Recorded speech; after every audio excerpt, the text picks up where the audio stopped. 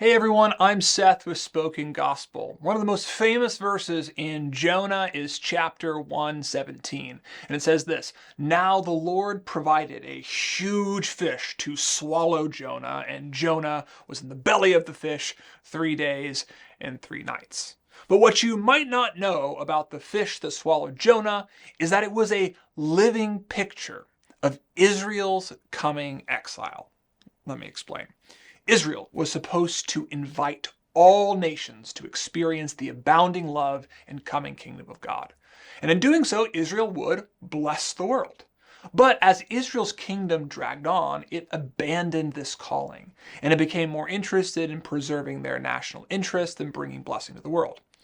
And just like his country, the prophet Jonah refused to proclaim God's message of mercy to the Ninevites.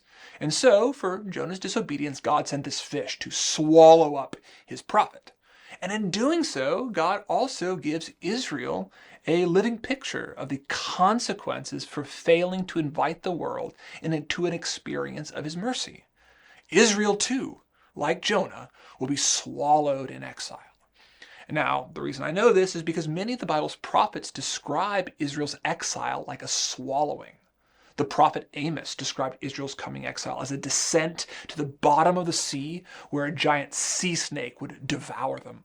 The prophet Jeremiah describes Israel's exile as being swallowed by a monster of the deep. And historically, when the Assyrian king finally exiles Israel, he takes a giant hook, rams it through the king of Israel's nose, and drags him off the throne like a fish. Jonah is a fascinating book, and it's about a lot more than just a big fish. Everything that happens to Jonah is a prophecy. He is a sign. He represents Israel and the consequences of failing to live up to her calling.